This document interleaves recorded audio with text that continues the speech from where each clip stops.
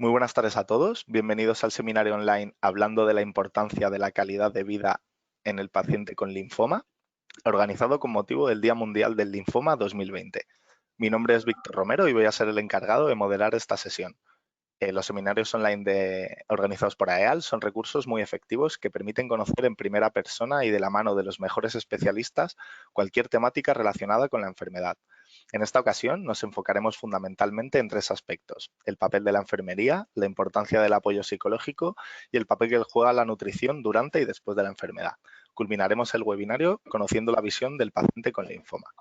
Para ello, contamos en esta jornada con la presencia de doña Marta Méndez Otero, enfermera de oncología en el Hospital Universitario Puerta de Hierro, doña Loredana Argib, dietista nutricionista en la Unidad de Nutrición Clínica y Dietética del Hospital General Universitario Gregorio Marañón, y en la Unidad de Cirugía Endocrino-Metabólica especializada UCM del Hospital Beata María Ana. También contamos con doña Cristina Panera Hernández, psicooncóloga del Grupo Español de Pacientes con Cáncer, GEPAC, y por último con doña Cristina Álvarez Nondedeu, paciente con linfoma. Recuerden que cada ponente dispondrá de 10 minutos de exposición individual y una vez finalicen daremos paso a la ronda de preguntas. Les recordamos que pueden realizar sus preguntas durante todo el seminario a través de la aplicación en el apartado Preguntas. Y sin más dilación, doy paso a doña Marta Méndez Otero, que nos hablará de la visión de la enfermedad desde la enfermería oncológica. Así que, Marta, te permito, como antes, para que compartas la pantalla. Vale, ya te debería de salir el aviso. Sí. Vale, ya vemos la presentación. Pues adelante, Marta, cuando desees. A ver si puedo. A ver.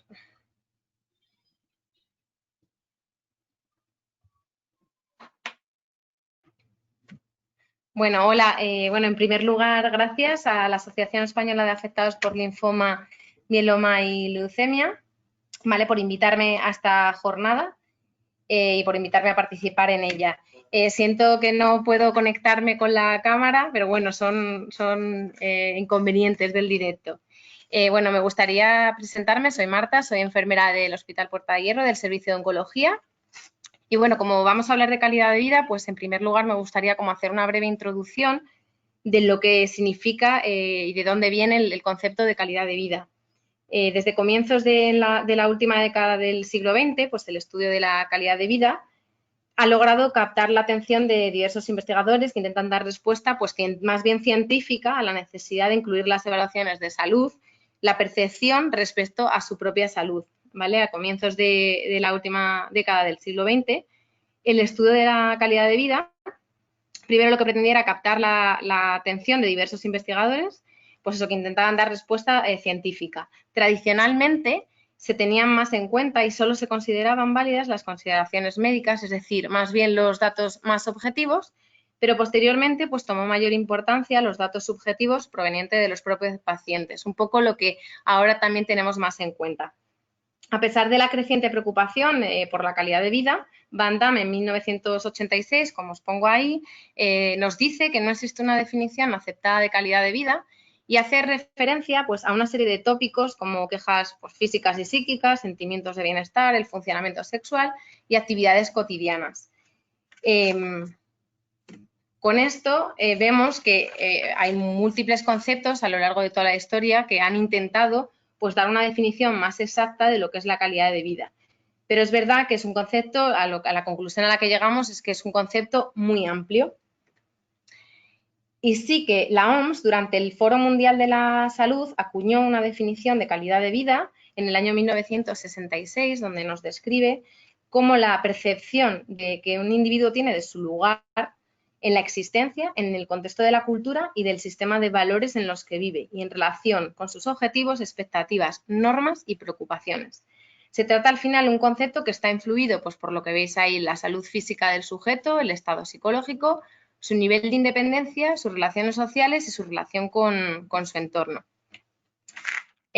Con esto, pues es verdad que llegamos a la conclusión de que no existen criterios únicos para definir la calidad de vida, pero sí que es verdad que con todas las definiciones que tenemos, encontramos a lo largo de la historia patrones comunes y palabras que se repiten continuamente, como puede ser el bienestar, la satisfacción multidimensional, el ámbito subjetivo, los aspectos más objetivos, pues que parecen dar un marco común a la diversidad de definiciones. Con esto, pues podríamos dar una definición global de calidad de vida como el nivel percibido de bienestar derivado de la evaluación que realiza cada persona de elementos objetivos y subjetivos en distintas dimensiones de su vida. Vale, pues con esta definición, algo un poco más clara o teniendo en cuenta este término más presente, ¿qué es lo que me gustaría transmitir o sobre lo que me gustaría que pudiéramos reflexionar con esta presentación o en esta jornada? Pues creo que hay 3 aspectos fundamentales, que es uno, que reflexionáramos sobre lo que es la calidad de vida para cada uno de nosotros, ¿no? Es algo muy subjetivo y es algo que nos repercute a todos. Transmitir un poco la visión del personal de enfermería en relación a la atención de calidad de vida en pacientes con linfoma y la responsabilidad y capacidad que tenemos el personal sanitario en general al trabajar con pacientes pues de forma individualizada el concepto de calidad de vida. Es un concepto que poco a poco ha ido adquiriendo mayor importancia, pero es verdad que todavía hay que integrarlo en muchos aspectos. Dicho esto, pues me gustaría transmitiros el papel que desarrolla el personal de enfermería cuando se diagnostica un paciente con linfoma. Cuando un paciente llega a la consulta y es diagnosticado de linfoma, sin entrar en los detalles propios de la enfermedad, porque estamos hablando un poco de calidad de vida, la primera consulta que tiene es una valoración por el personal médico, donde principalmente se tratan aspectos como pueden ser la historia clínica, los antecedentes de ese paciente, qué medicación es la que toma, qué pruebas diagnósticas le hemos hecho para llegar a este punto, el esquema de tratamiento que va a tener, cuándo tiene que venir, con qué frecuencia, los efectos secundarios que se van a producir, los más frecuentes, los menos frecuentes, los pacientes firman el consentimiento, se enteran de los procesos, digamos, más administrativos. ¿Y ahora qué pasa, no? Con todo esto, lo que se trata al final es de poner nombre y apellidos a la enfermedad. Pero ¿qué pasa con el paciente y su vida, con los aspectos que le están repercutiendo en su día a día cuando salga de aquí? Bueno, pues el paciente con todo esta bomba viene a la consulta de enfermería normalmente. Y en ese momento el personal de enfermería tiene la función de, en parte, tener presente todo este concepto de calidad de vida y de cómo vamos a trabajarlo. El paciente cuando llega expresa sentimientos, emociones, incluso pues nos dice pues lo que pongo ahí, que me ha contado, estoy bloqueado, bloqueada, no me he enterado mucho, no te sé decir qué me han dicho. Se producen silencios que también tenemos que saber interpretar y respetar. No quiero saber mucho, también lo tenemos que respetar. Se me ha olvidado decir esto, lo otro, me preocupa esto, me preocupa lo otro. Y cuando acabe el tratamiento, ¿qué va a pasar? ¿Y cuándo acabaré? Bueno, pues al final son infinidad de preguntas, de sensaciones, sentimientos y emociones que comienzan a surgir. Entonces, el personal de enfermería tiene un papel fundamental en este momento, pues para detectar mediante la observación y la escucha activa, que es muy importante, las posibles necesidades que nos vayan a surgir desde el momento inicial y a lo largo de toda la enfermedad. En esta primera valoración, ¿vale?, que es un paso complicado, tenemos que tener presentes que hay cosas que son fundamentales, como son estas, que es, uno, en primer lugar, la presentación. No nos conocemos de nada y el paciente tampoco nos conoce de nada. No tiene la confianza suficiente y es un momento difícil y complicado de su vida y tenemos que tratar de brindarle al paciente la oportunidad de expresarse. Si yo me presento al paciente, nos hablamos por nuestro nombre, el paciente por lo general tiende a abrirse más y tiende a tener más confianza. Hablamos del funcionamiento del servicio, de los recursos disponibles. El paciente expresa su necesidad de saber dónde va a tener que ir, en qué planta está cada sitio al que tiene que ir, ¿no? Pues porque eso le genera una inquietud de no poder controlar, ¿no?, las cosas que van a venir a partir de ahora. Hablamos de cómo es el esquema de tratamiento, pero no tanto de fechas, sino de cómo va a condicionar su vida y de cómo se va a poder organizar.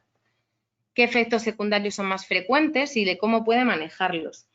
No se trata, y esto lo tenemos que tener muy presente, de asustar al paciente, de contarle exactamente y con detalle todos los efectos secundarios. Se trata de explicarle al paciente qué efectos secundarios son más frecuentes de cara a que los pueda manejar en su casa, con su gente y en su domicilio y en su vida habitual, con la finalidad de que lo viva con naturalidad y así fomentar su autonomía. En ocasiones el paciente manifiesta además sus dudas por cambiar toda la alimentación, la actividad física que tenía, pues ahora no voy a poder hacer natación, o ¿cómo hago esto? ¿No voy a poder ir a la playa? Y bueno, lo que se trata de transmitir es que el paciente no tiene que cambiar radicalmente su vida, sino que tenemos que tratar de integrar todo este proceso que viene en su vida habitual. Ver qué limitaciones tenemos en ese día a día y ver qué grado de aceptación tenemos para poder trabajarlo. Hay que valorar las posibles necesidades que tengamos a corto y largo plazo, ¿vale? Que eso es un proceso complicado y largo, y potenciar siempre las aptitudes y actitudes que tenga ese paciente, tanto el paciente como su entorno. Todo esto el personal de enfermería trata de, pues eso, de detectar todas esas necesidades y miedos que vienen en ese momento, ¿no? Porque empieza un largo camino, mediante una observación y una escucha activa, donde es fundamental la comunicación no verbal. Que es verdad que ahora tenemos que contar con que nos damos cuenta de que la limitación que tenemos ahora mismo derivada de la situación pues es complicada, pero bueno, existen múltiples formas al final de, entre comillas, acercarnos a los pacientes sin la necesidad muchas veces de tocar o de abrazar, que no exime de que el paciente lo necesite, pero bueno, es verdad que tenemos que tratar de vivirlo con esa naturalidad.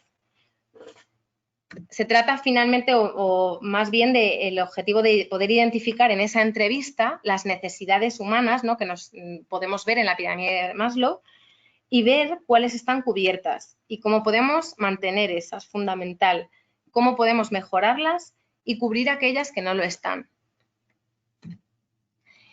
Todo esto, ¿no? que valoramos en una primera consulta o que tratamos de valorar, ¿no? De una forma más subjetiva y objetiva, tiene un seguimiento. Ahora, ¿cómo trabajamos esto? Empieza el camino.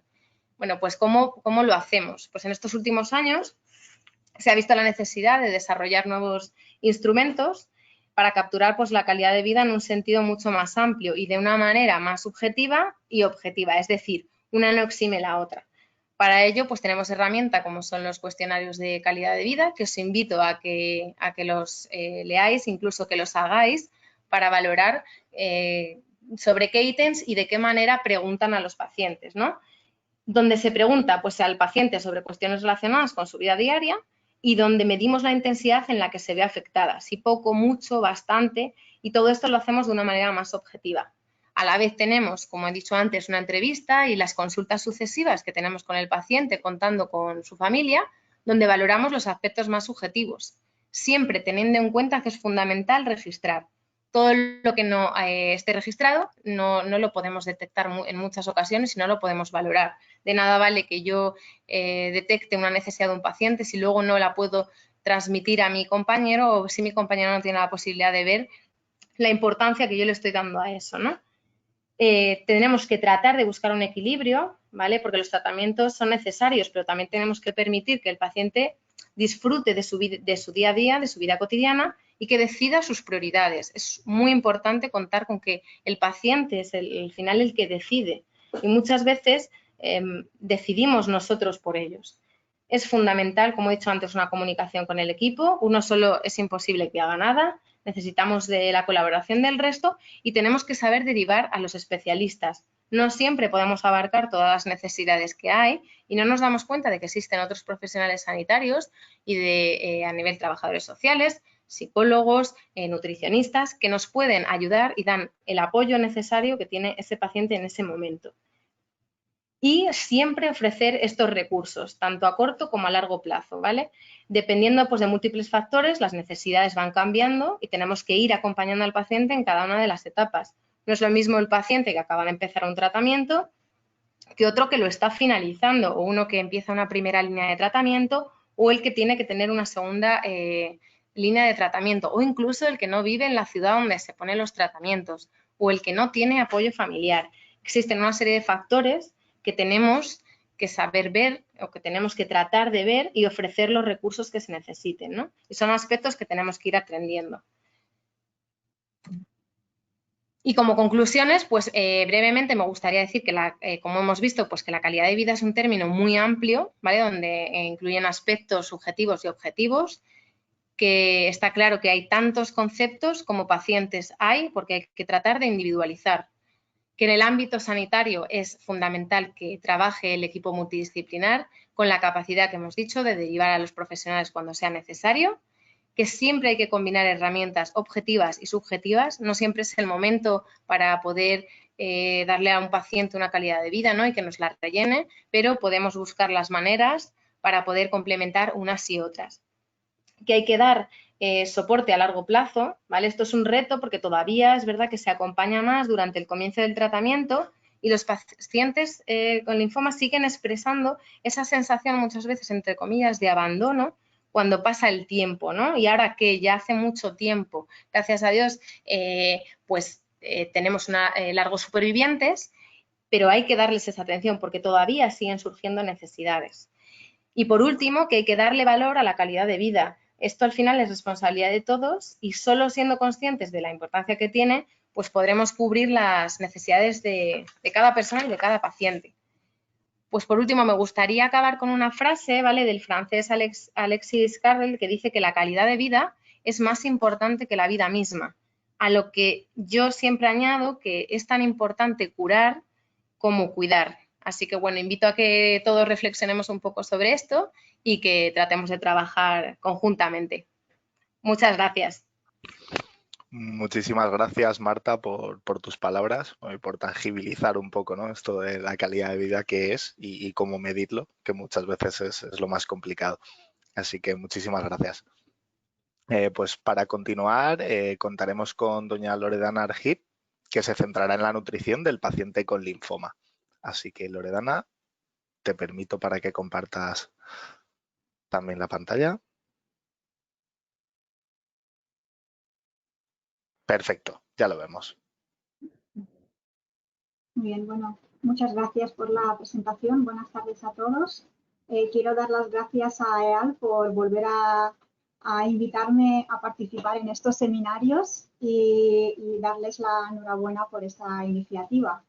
Mi nombre es Loredana Argip, yo soy dietista nutricionista en la Unidad de Nutrición Clínica y Dietética del Hospital General Universitario Gregorio Marañón y también en la Unidad de Cirugía Endocrino-Metabólica Especializada del Hospital Beata María Ana. En esta sesión de hoy voy a hablar del papel de la nutrición en mejorar la calidad de vida. Entonces, si os preguntaría ahora mismo, ¿cómo valorarían su calidad de vida en una escala de 0 al 100, 0 siendo la peor y 100 la mejor? ¿Qué contestarían? ¿Qué número darían a su calidad de vida hoy? Pues pueden aprovechar el chat para indicar vuestras respuestas.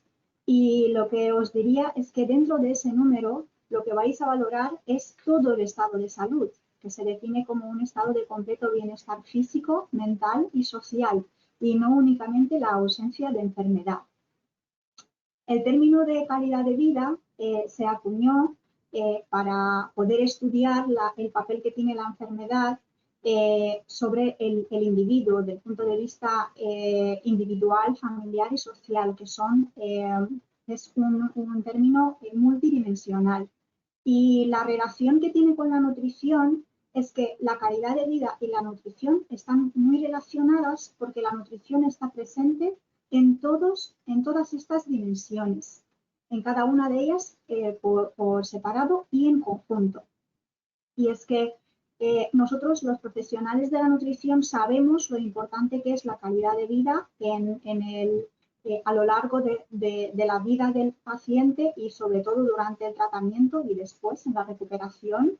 Y eso lo vemos en todos los años y en cada congreso y en cada sesión que tenemos. Os pongo un ejemplo, por ejemplo, en el Congreso Nacional de la SEMPE, que es la Sociedad Española de Nutrición Clínica y Metabolismo, que se celebró la semana pasada de manera virtual. Entre otras cosas, solamente estas dos,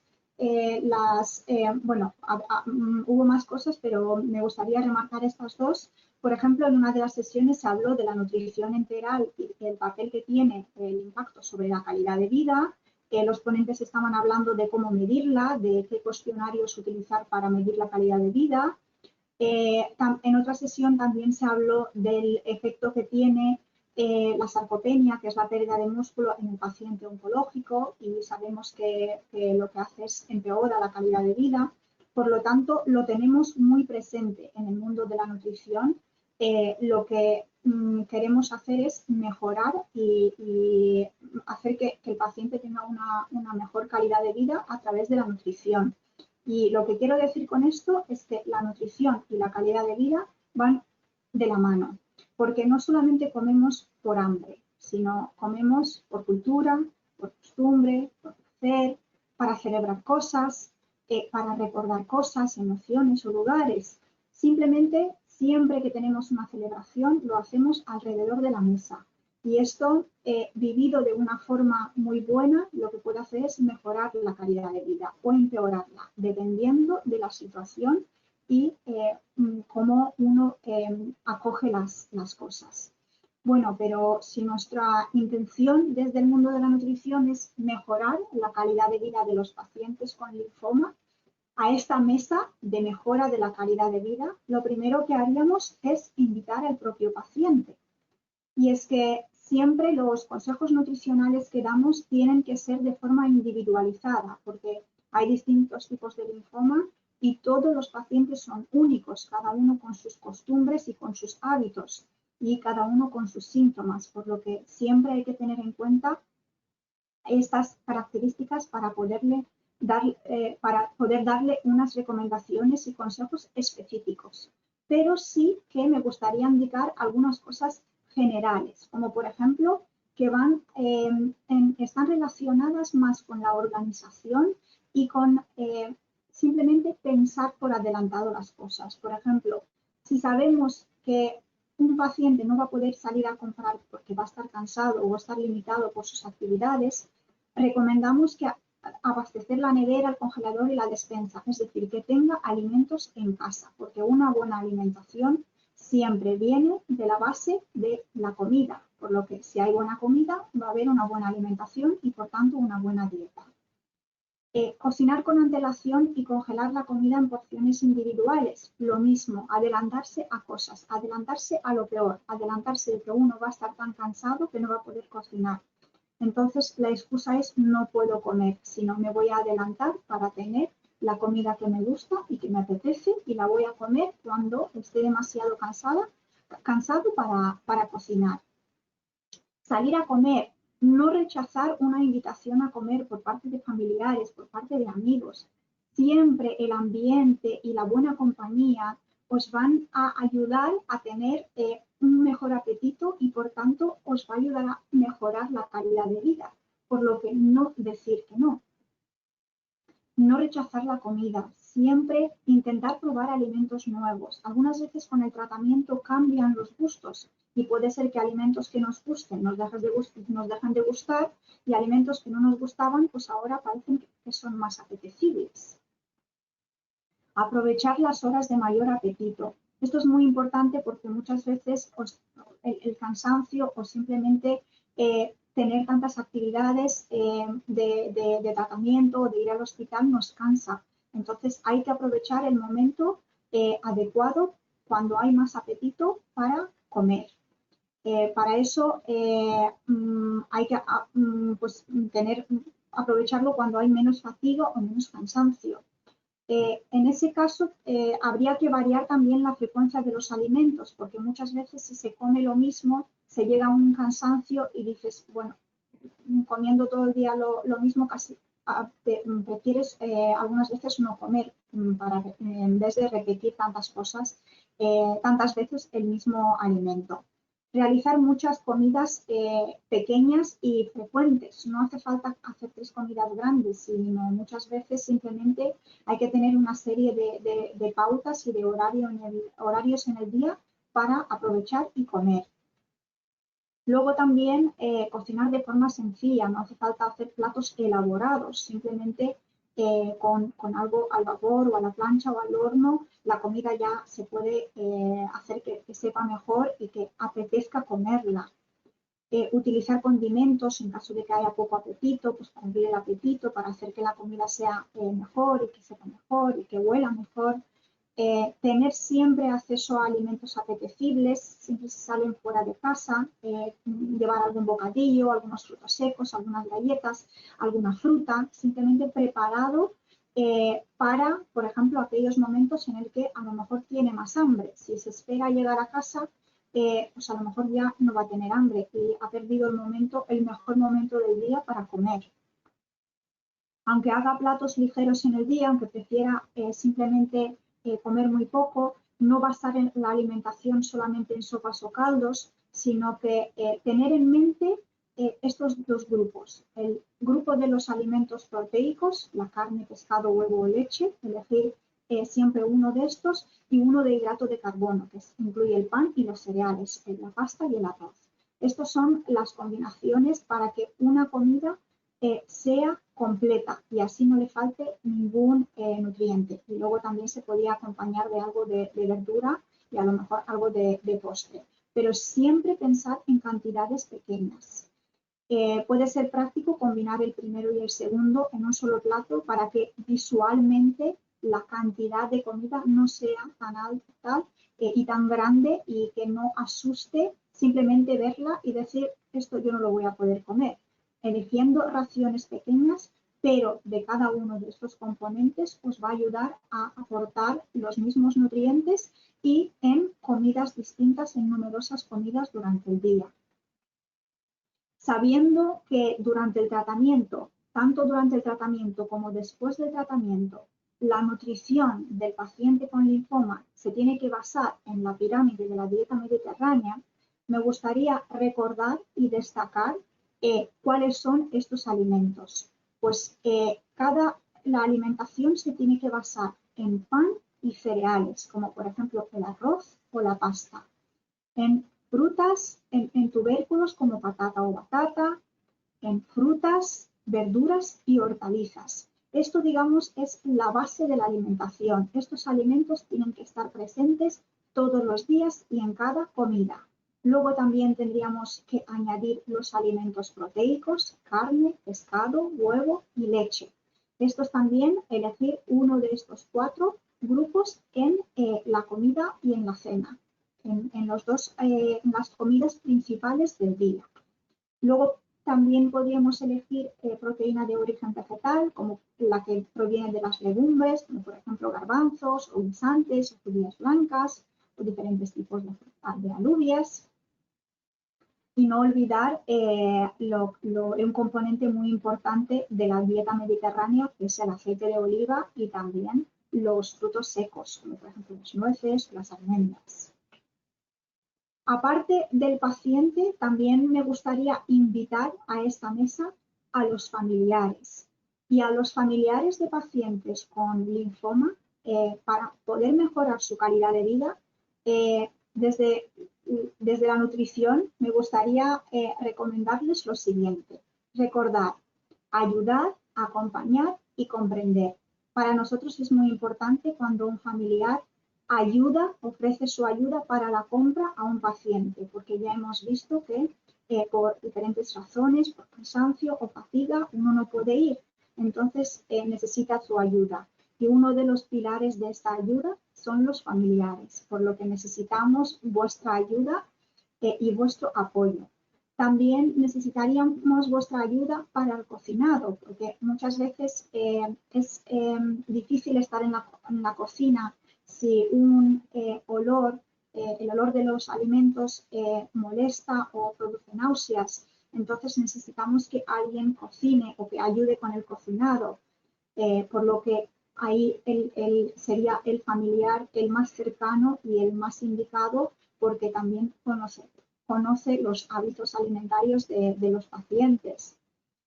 Invitar a comer, simplemente hacer un apoyo y no dejar el paciente que esté siempre solo, sino que hacer que el ambiente sea agradable. Prestar atención a los alimentos que no toleran, esto por ejemplo, para hacer una buena lista de la compra o también para cocinar. Es importante no obligar a comer, porque muchas veces los pacientes ven los alimentos como un enemigo o como un esfuerzo muy grande para comer. Entonces, lo último que necesitan es incluso los familiares que estén encima de ellos y diciendo lo mismo una y otra vez, comer y comer. Eso se tiene que repetir, hay que decirlo, pero no se puede obligar. Y lo mismo, no insistir. Y por último, no podemos mejorar la calidad de vida de nadie si nuestra propia calidad de vida se está viendo afectada, por lo que si los familiares se están viendo desbordados, siempre es importante buscar apoyo, porque siempre va a haber, tanto para los pacientes como para los familiares. A la mesa también me gustaría invitar a los amigos, y a los amigos les diría exactamente lo mismo que a los familiares, porque los amigos son el otro pilar del apoyo al paciente, son los que los mantienen. Entonces, lo mismo, si se pueden ofrecer a ayudar a comprar, a cocinar, invitar a comer, prestar atención a lo que les gusta y a lo que no les gusta. Lo mismo, no obligar a comer y no insistir, y también buscar apoyo, porque si estos pilares funcionan, el paciente se va a sentir mucho más apoyado y con mucho más fuerza y con ganas de comer, y por tanto mejorar un poco más su calidad de vida desde el punto de vista de la alimentación. Ya que tenemos estos 3 comensales, ¿a quién podríamos invitar a esta mesa? Pues me gustaría invitar, quiero que veáis que es una mesa redonda, entonces no estamos enfrentados. Voy a poner al lado, vamos a invitar al equipo médico, al equipo de enfermería, a los dietistas nutricionistas y a los psicólogos. Como podéis ver, estaría aquí todo el mundo para apoyar y mejorar la calidad de vida del paciente. Con los seminarios ofrecidos por AEAL, yo creo que todos estos profesionales sanitarios tienen su papel y también tienen su posibilidad de expresar su papel en la mejora de la calidad de vida del paciente con linfoma, cada uno por separado, porque cada uno tiene su seminario para poder expresar su papel.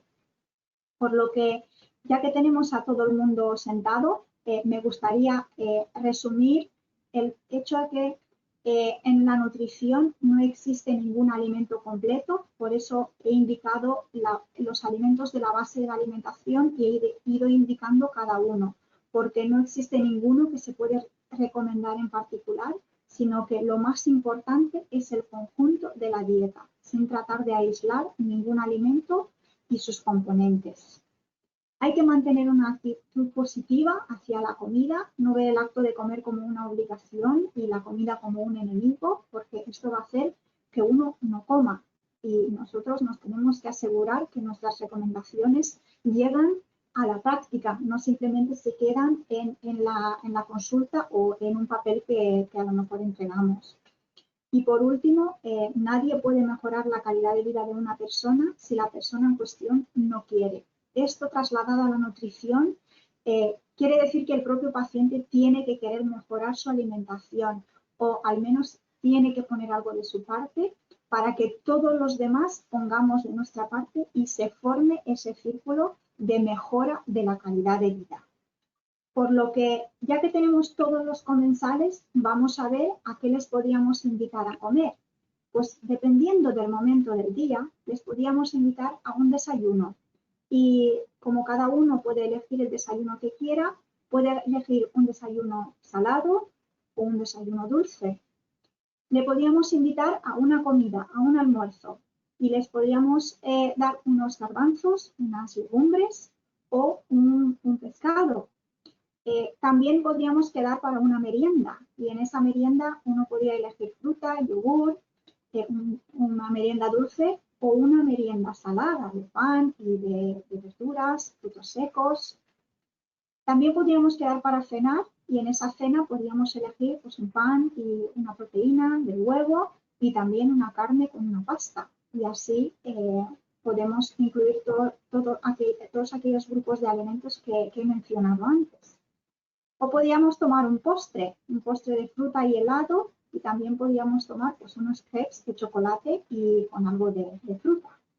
Después de tanta comida, lo último que me queda deciros es que aprovechen. Muchas gracias por asistir a este seminario. Aquí os dejo mis datos de contacto, mis redes sociales, por si queréis poneros en contacto conmigo. y espero que os haya gustado el seminario. Gracias por vuestra atención.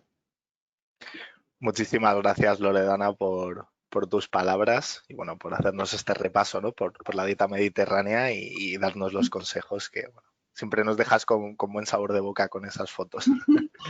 Así que muchísimas gracias. Pues para continuar, le cedo la palabra a doña Cristina Panera Hernández, que nos hablará de las emociones durante el proceso oncológico y la importancia del apoyo psicológico. Así que, Cris, un segundo. Ya te tiene que salir para compartir. Vale, a ver, por aquí. ¿Lo veis? Sí, perfecto. Cuando quieras. Vale, genial. Vale, bueno, pues primero, buenas tardes a todos y muchas gracias a EAL por contar conmigo para este seminario que, bueno, considero que hay muchas cosas importantes, ¿no?, dentro del proceso oncológico, pero que el término de calidad de vida hay que darle pues su foco, ¿no?, de atención, es algo muy importante. Bueno, yo soy Cristina Panera Hernández, psicóloga en el Grupo Español de Pacientes con Cáncer y he intentado guiar un poco esta presentación al acompañamiento psicológico, ¿no? De todas maneras, creo que es algo que hemos querido hacer todas un poco, que es hacer una pequeña introducción sobre la calidad de vida, ¿no?, la definición de ese concepto, porque muchas veces nos retomamos a la parte física o a la parte emocional y, bueno, pues como han comentado las profesionales que han ido previamente a mí, pues es un término que ha habido mucha controversia, sino muchas opiniones, ¿no?, y ha mezclado a lo largo de la historia diferentes definiciones. Actualmente, como ha comentado Marta, la que más se utiliza, ¿no?, a la que nos queremos guiar es a la de la OMS, que define calidad de vida como la percepción de los individuos de su posición en la vida según el contexto de la cultura y los sistemas de valores en los que viven, ¿no?, y la relación con sus metas, expectativas, estándares y preocupaciones. Entonces, bueno, es muy importante ver que todas las dimensiones, justo en oncología, no se centran solamente a los aspectos de la vida de los pacientes, sino a la salud, ¿no?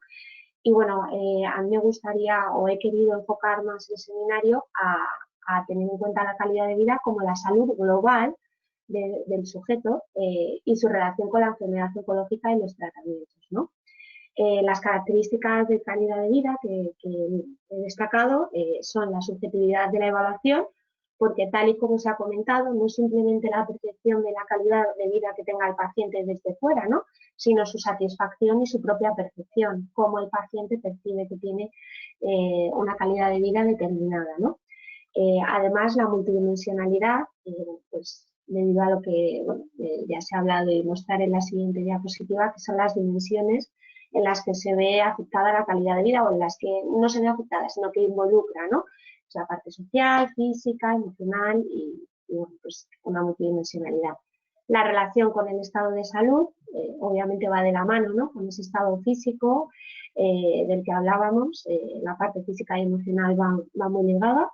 Y la temporalidad, ¿no?, pues la duración, pues por ejemplo, los efectos secundarios pues, que pueden afectar de una manera u otra, ¿no?, también a esa calidad de vida.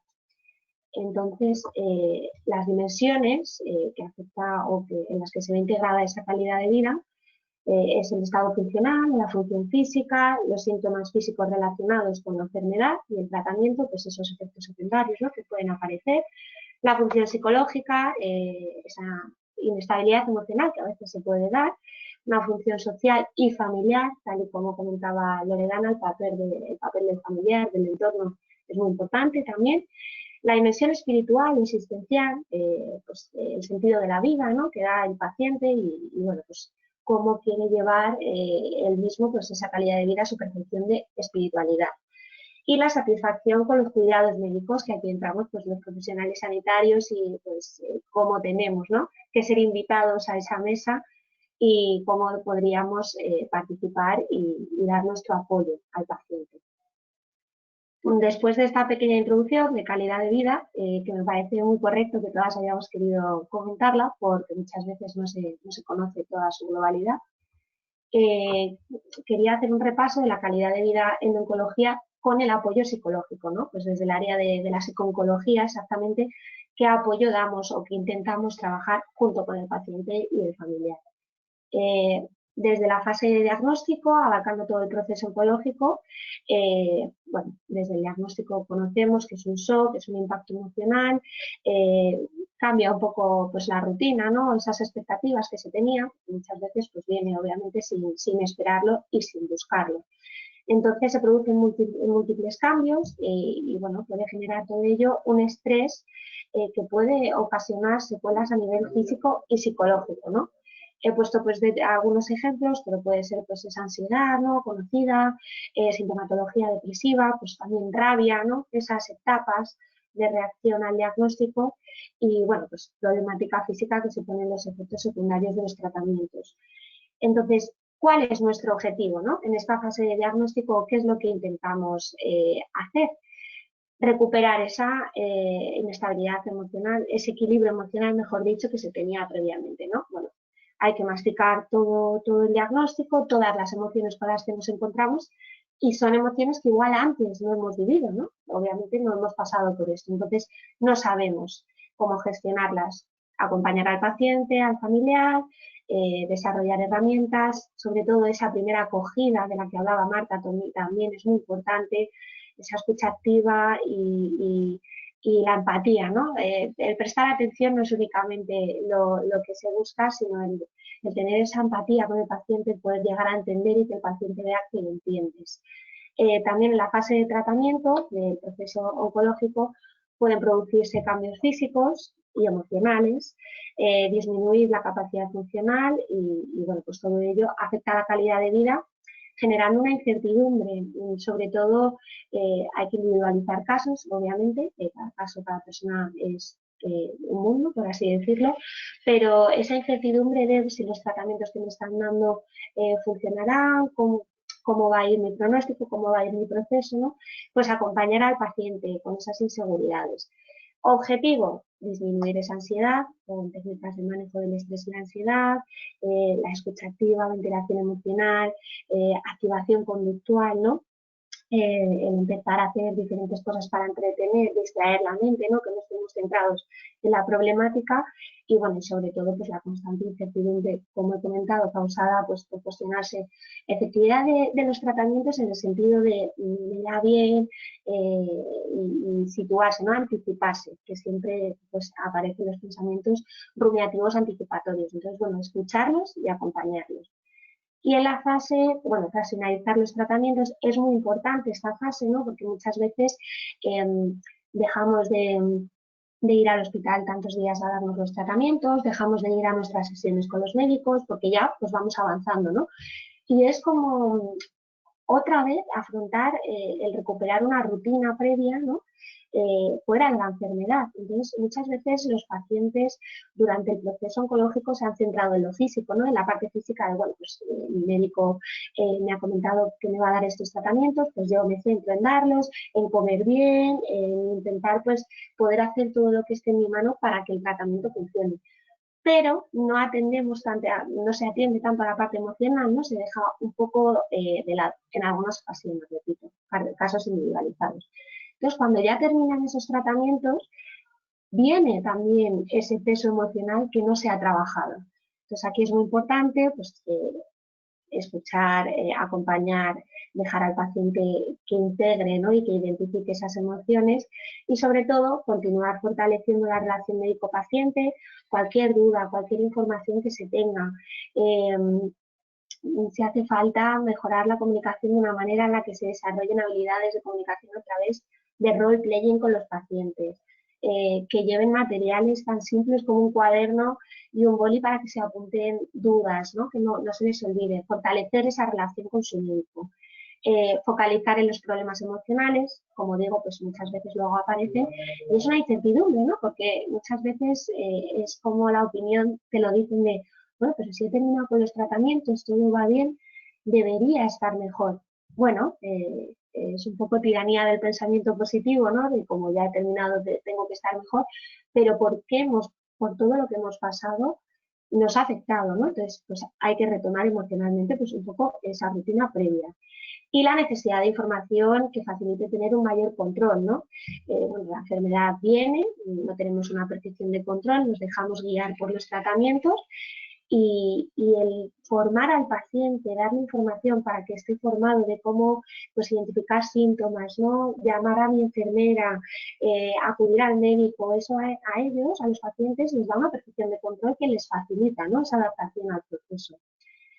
Entonces, bueno, después de todo este recorrido por el proceso oncológico, intentar plasmar nuestro acompañamiento desde el área psico-oncológica, que recalco, es muy importante el equipo multidisciplinar, como han dicho previamente, no solo los psicólogos, sino todos los profesionales sanitarios tenemos que estar formados en cómo acoger al paciente, como se ha visto, cómo entender, cómo escuchar, ¿no? Y acompañar. Todos vamos a estar en algún punto del proceso oncológico al lado del paciente y del familiar y tenemos que ayudarlo. Finalmente, quería mostrar pues, algunas pautas, ¿no? Con las que el paciente puede coger esa percepción de control para mejorar esa calidad de vida, ¿no? Como por ejemplo, tiempo para uno mismo, es decir, tener pequeños descansos en los que el paciente pueda identificar esas emociones nuevas que tiene, ¿no? E integrarlas en su día a día, escucharse. Escuchar al cuerpo es muy importante y escuchar a la mente, ¿no? Esos pensamientos rumiativos y recurrentes que pueden estar perturbándonos, ¿no? Escucharlos y trabajarlos, vamos a integrarlos en el día a día. Y sobre todo también realizar actividades placenteras, ¿no?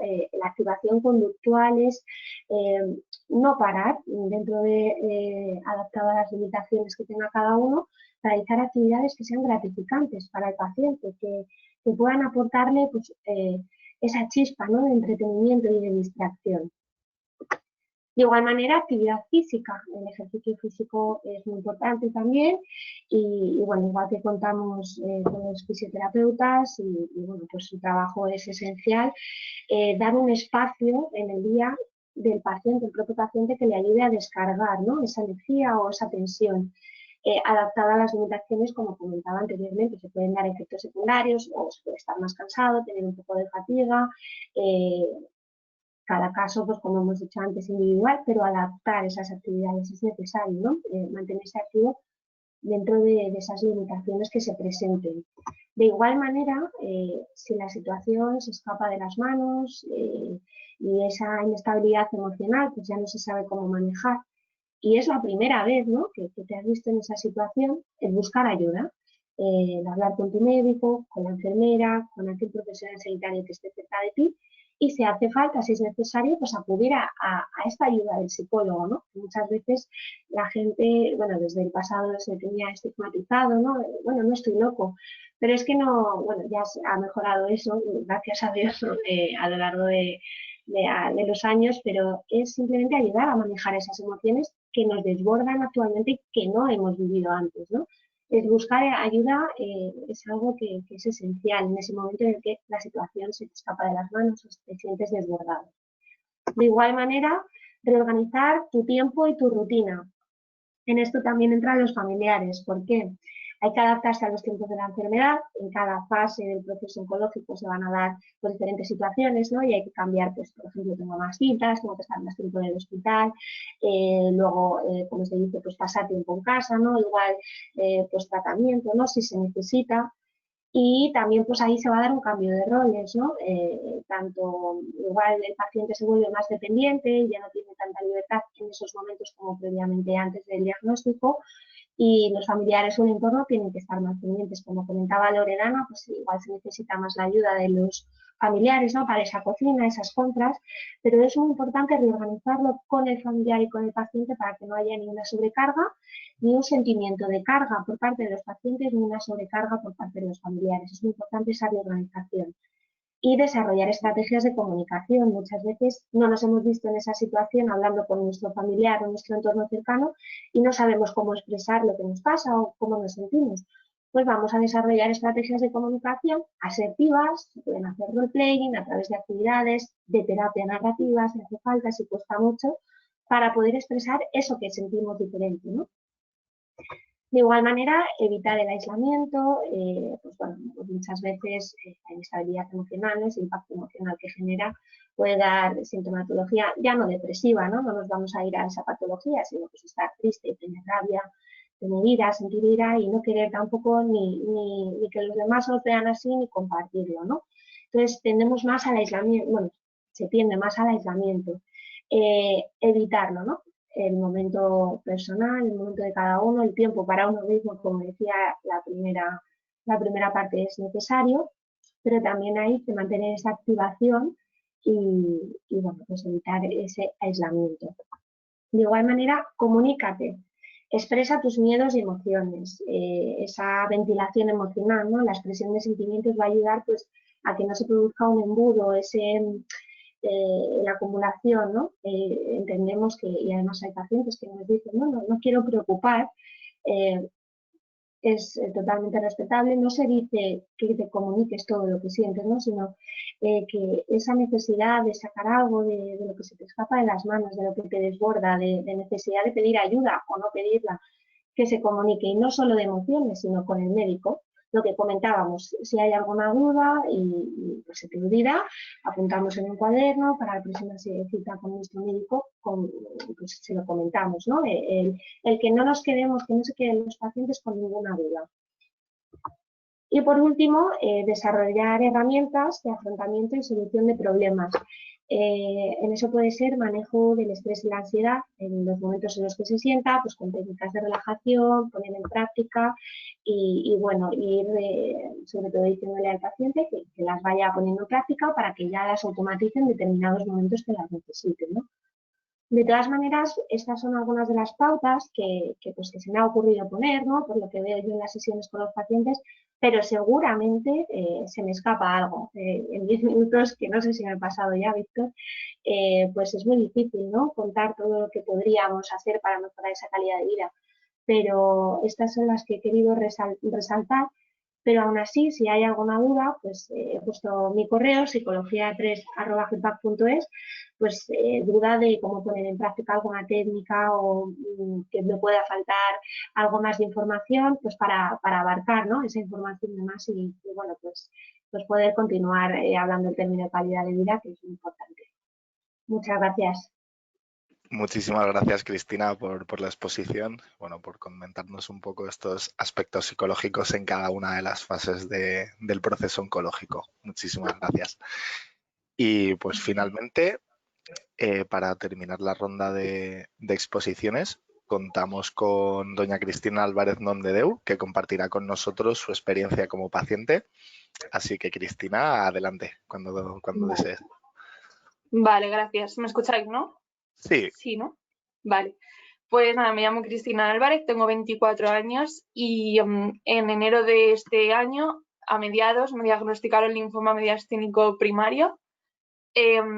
A ver, yo fui a mi médico de cabeza. Voy a contar un poco mi historia y luego ya lo enfoco a lo que estamos hablando de la calidad de vida, etcétera, y cómo ha sido mi experiencia.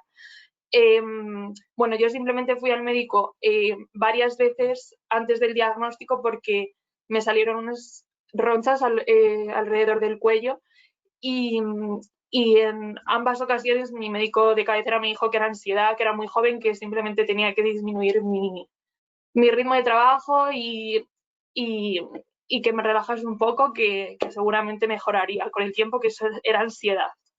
Entonces, ya de repente empecé a tener una tos muy pronunciada y muy seca y hubo un día que mi médico me vio especialmente alterada, con lo que decidí hacerme una electro y me dijo que las pulsaciones estaban bastante altas, con lo cual me mandó a urgencias para curarse en salud y ya en urgencias me dijeron te tienes que quedar aquí ingresada después de hacerme las pruebas pertinentes y pues nada. Todos los procesos que se siguen hasta un diagnóstico, me hicieron la biopsia, la punción medular y al final ese fue mi diagnóstico y comencé con el tratamiento enseguida, a principios de febrero, en la primera semana de febrero. Me comenzaron a dar la quimioterapia, que en mi caso me han puesto la EPOT, creo recordar porque es que ya hasta se me ha olvidado un poco. Y nada, fueron 6 sesiones de 24 horas, entonces cada vez que me ponían una quimioterapia yo tenía que ingresar en el hospital durante una semana. Y nada, respecto a lo que hemos estado tratando de la calidad de vida, creo que fue Marta al principio que dijo que con todo el tema de la pandemia, porque a mí cierto es que encima me ha pillado en el peor y a la vez el mejor momento, el peor porque el contacto físico y el no poder tener apoyo de todas las personas que te gustaría, pues te pesa, pero a su vez no eres la única persona que tiene que estar con limitaciones y encerrada en casa. Entonces es un poco 50-50, depende de cómo lo quieras ver. Yo lo miré por el lado positivo, porque si lo veía por el negativo, pues, pues no, oye. Entonces, lo que decía Marta de que había otras formas de las cuales los enfermeros, bueno, a mí en mi caso, los enfermeros, los celadores, el personal de la limpieza, me trataban como una reina, la verdad, y sí que es cierto que a lo mejor no podían darte un abrazo o no sé, en un momento dado, yo que sé, pues un contacto físico, pero sí que me escribían notitas o en el vaso donde me traían las pastillas me hacían un dibujo, que son tonterías, pero que sí que es cierto que tú dices, voy a tener un día feo, vamos a decirlo así. Pues entonces voy a intentar que media hora de ese día me despeje y me pase algo bueno. Entonces te viene el enfermero con el vasito, con un dibujo de algo que le recuerda a ti o cosas así. Entonces, ese tipo de cosas, aunque no son un abrazo, pues en ese momento te reconfortan. Entonces, pues que quiero decir que el apoyo de los enfermeros, los médicos, que te inspiren confianza es muy importante. Y, a ver, obviamente un paciente va a confiar en un médico y en un enfermero porque sabes perfectamente que han estudiado para eso y que están capacitados para ello, pero hay muchas formas de tratarte. O sea, yo he tenido experiencias malas en el sentido de que a lo mejor me han dicho lo mismo dos médicos, pero uno me ha inspirado confianza y me ha dado esperanza, que es lo más importante yo creo, y otro médico a lo mejor al ser más frío o más distante me ha hecho sentir como otro tipo de emociones, ¿no? Que a lo mejor no te ayudan en ese momento porque estás más vulnerable. Y nada, entonces tampoco puedo decir mucho más porque yo apenas llevo 2 meses en remisión, entonces ahora es como que también lo que tú decías, Cristina, durante el proceso estás muy concentrado en lo físico y en recuperarte y en salir adelante y decir, yo puedo con esto y la parte emocional, al menos yo en mi caso, personalmente, es como que al final es cuando más te das cuenta de todo lo que has estado a ver, conteniendo, tampoco es que, o sea, no conteniendo, pero por lo que tú decías, por no preocupar a tu entorno y que tu entorno no se preocupe más de ti, pues ambas partes se callan. Entonces, al final todos sufren en silencio, pero juntos. No sé cómo explicarlo, pero bueno, más o menos lo que tú decías es eso. Y es que tampoco, o sea, yo en cuanto a lo de la calidad de vida y lo que ha hablado también la nutricionista, mi consejo es que, a ver, a mí es lo que me ha funcionado, pero como cada persona es un mundo, yo, por ejemplo, en cuanto a la comida, hay muchos alimentos que ahora mismo los he aborrecido porque a lo mejor me lo daban en el hospital y como tenía el olfato más pronunciado, porque eso pasa con la quimioterapia, pues ahora si en mi casa cocino lo mismo que tomaba en el hospital solo por el olor, ya, por ejemplo, no lo puedo comer. Entonces, pues son cosas que hay que tener en cuenta y mi consejo es no comas durante el tratamiento cosas que te gustan mucho porque las vas a aborrecer. Ese es mi consejo en cuanto a la nutrición. Y en cuanto a hacer deporte, sí que es cierto que a mí me pilló en pleno confinamiento, lo cual pues lo complicó todo bastante, pero sí que en las dos últimas quimioterapias ya se podía salir a la calle más y se podía, pues yo qué sé, dar una vuelta. Entonces yo sí que aconsejo que tanto para tu estado físico como mental es bastante necesario y yo lo hacía y considero que me vino bien. No sé qué tipo de base científica tiene eso o tomar ciertos alimentos, pero a mí me funcionaba salir a andar y me despejaba.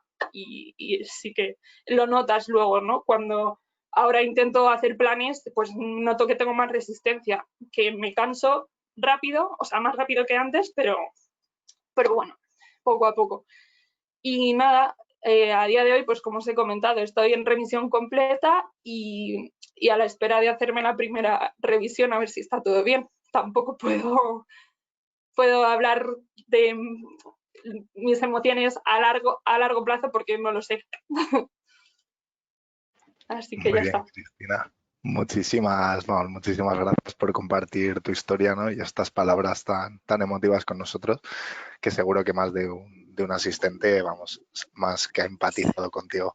Así que muchísimas gracias una vez más por colaborar con nosotros. A vosotros. Pues para finalizar tenemos una serie de preguntas que nos han realizado los asistentes y bueno, la mayoría están bastante dirigidas, así que yo las realizo y se ve claramente quién la tiene que contestar.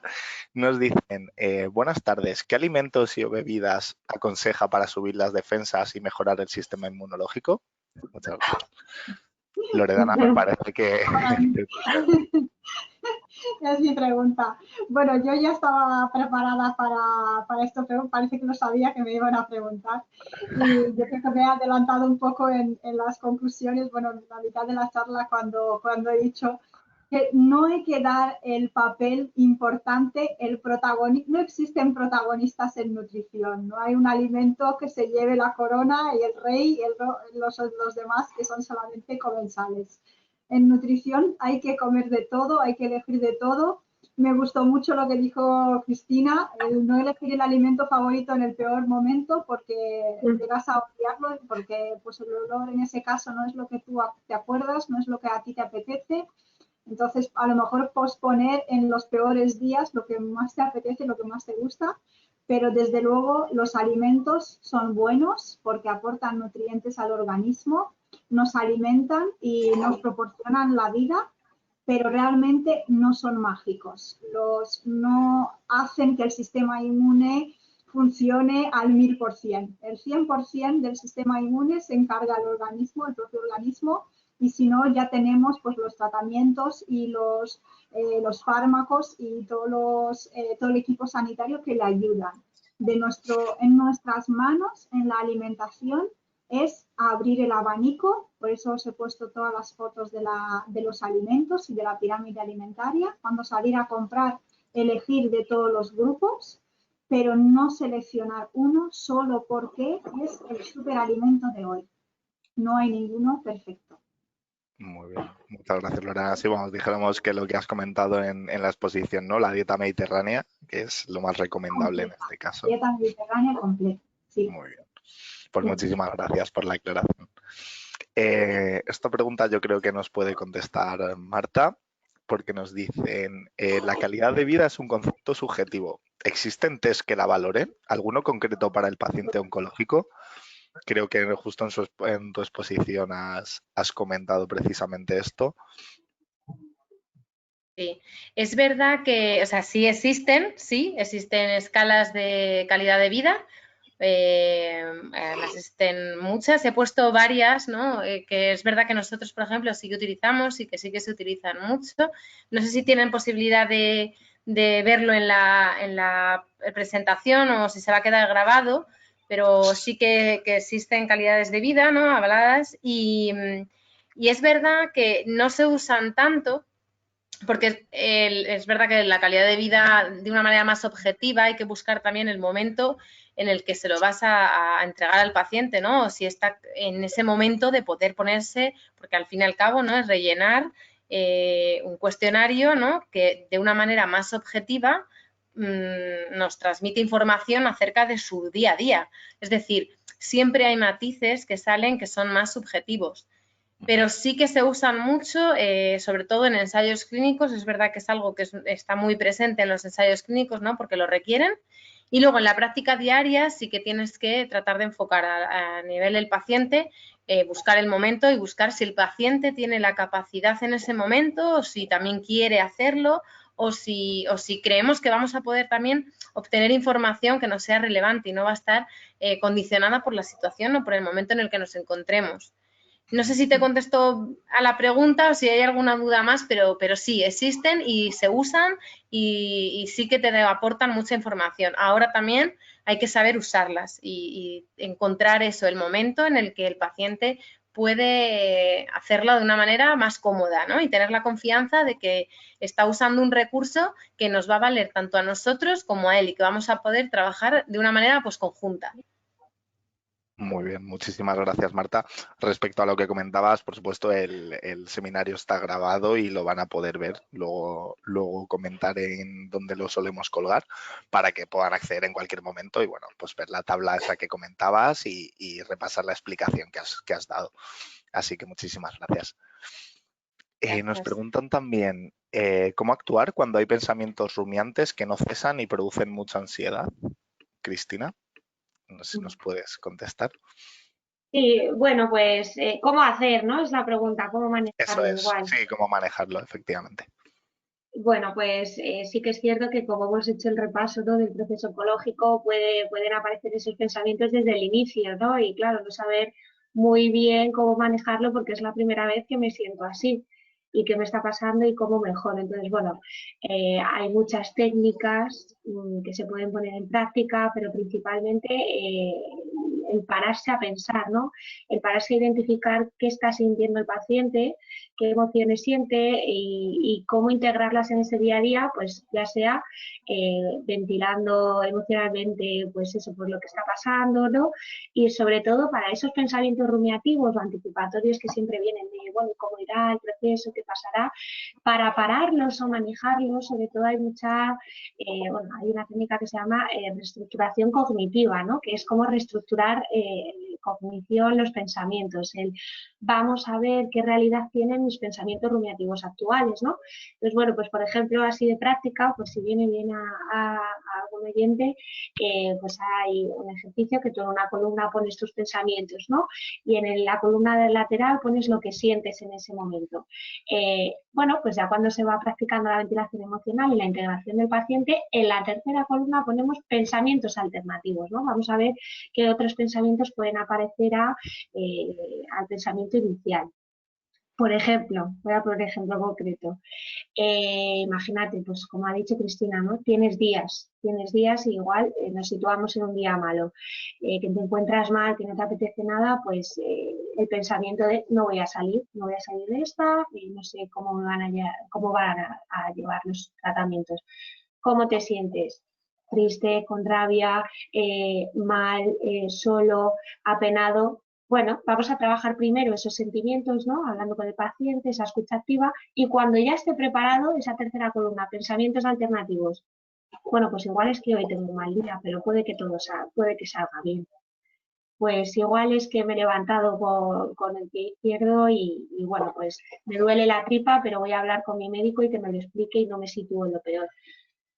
Ejercicios, ¿no? Para todo eso hay que llegar, hay que hablar con el paciente, hay que entenderle, hay que empatizar, hay que escucharle y que él mismo no se empodere, pero que tenga esa percepción de control de, oye, pues vamos a ver cómo manejo mis emociones, ¿no?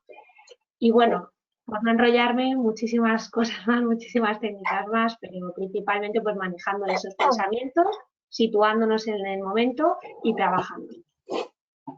Espero haber respondido. Muchísimas gracias, Cris, por la respuesta. Sí, bueno, y siempre recordamos, ¿no?, que bueno, que en el caso de no ser capaz uno mismo, siempre tiene los servicios de atención psico-oncológica, pues como por ejemplo podemos prestar en GEPAC para, bueno, pues para que un profesional, ¿no?, les ayude con esta tarea, por así decirlo. Claro, sí. Nos dicen también, bueno, no, simplemente nos dicen que le ha gustado mucho la intervención de Cristina, de la paciente, y que se identifica mucho con ella. Así que muchísimas gracias, Cristina, como decía antes, por compartir tu historia. Y por último nos preguntan, ¿qué pauta hay para mejorar el cansancio que causa la quimioterapia y la radioterapia? Esto nos podéis decir un poco, yo creo, todas en este caso la respuesta, puesto que yo creo que bueno, puede ser un compendio, ¿no?, de las 4 especialidades. No sé si quiere empezar alguien. Sí, Marta, si quieres. Yo iba a decir Marta primero, sí. Bueno, el cansancio es verdad que forma parte de uno de los efectos secundarios más frecuentes de los tratamientos. Muchas veces tratamos de transmitir también un poco la idea de que no es lo mismo cuando llevamos la mochila que la hemos cargado con una piedra, es decir, nos hemos puesto un ciclo y posteriormente pues vamos a ir poniéndonos 2, 3, 4, es decir, esos efectos secundarios, digamos que se van potenciando, la mochila pesa más, cuesta más, ¿no? Y además se suma a otros efectos secundarios que también tenemos que manejar. Nuestro cuerpo no está al 100% y es evidente que el cansancio pues se acentúa más, ¿no? ¿Qué podemos hacer? Es una buena pregunta porque a mí y bueno, en general a todos los profesionales nos encantaría poder decir pues esto no va a ser así, ¿no? O tenemos una píldora o una solución, ¿no? Inmediata, pero no es así. Sí que podemos ayudar a que ese cansancio no se acentúe de la misma manera, ¿no? O a que no interfiera en lo que decíamos, en nuestra calidad de vida. Entonces sí que conviene mantener la actividad dentro de lo que podamos. Sí que se recomienda mantener la actividad física que podamos, es decir, si yo estoy acostumbrada a darme un paseo pues de media hora, ¿no? De tener una actividad física diaria todos los días, una rutina, tratar de mantener esa actividad. ¿Por qué? Porque si notamos ese cansancio y lo que hacemos es decir, bueno, pues ya no lo hago, ¿no? Pues porque no me encuentro al 100% o ya no lo voy a hacer. El cuerpo al final se acostumbra, ¿no? A esa actividad. No le picamos para que siga en movimiento, ¿no? Y para que, entre comillas, se esfuerce un poco a poder mantener esos niveles. Sí que consideramos importante mantener una buena alimentación, ¿vale? Se trata un poco, estoy de acuerdo en todo lo que han dicho, también un poco de ver qué nos apetece en cada momento. Tampoco hay que forzar y tampoco hay que establecer unas pautas cerradas, ¿no? O sea, podemos abrir el abanico y decir, bueno, ¿qué es lo que me apetece ahora? ¿Puedo darme el paseo y luego como algo? ¿Voy a beber líquido? Voy a, digamos, a complementar esa actividad que tengo y la alimentación que tengo, ¿no? Qué cosas me apetecen, cuándo me apetecen y voy a ver qué me demanda mi cuerpo, digamos, escuchar un poco qué es lo que necesito. Y luego siempre que un cansancio no se tolere, que muchas veces puede venir por otras causas más, como pueden ser los valores analíticos, porque esto es verdad que también influye, siempre va a haber una valoración para ver si podemos o no poner el siguiente ciclo que corresponde. Es decir, siempre que no interfiera en la vida diaria, ¿no? Y en la calidad de vida de ese paciente, pues está indicado poner el tratamiento. Ahora, si está afectando de una manera muy negativa y no le permite hacer una vida normal, ¿no? Y además los pacientes lo expresan, pues entonces se valoran otras opciones como pueden ser retrasar el tratamiento, pues ¿para qué? Para dejar que el cuerpo, digamos, recupere toda esa energía o recupere se quite esa toxicidad, ¿no? Y esa astenia que tiene, ese cansancio, no interfiera tanto en su vida. Ya te digo que me gustaría que fuera algo de hoy para mañana, pero es verdad que tenemos que tratar de tener un equilibrio. Y seguramente que Cristina lo sepa casi mejor que nosotros.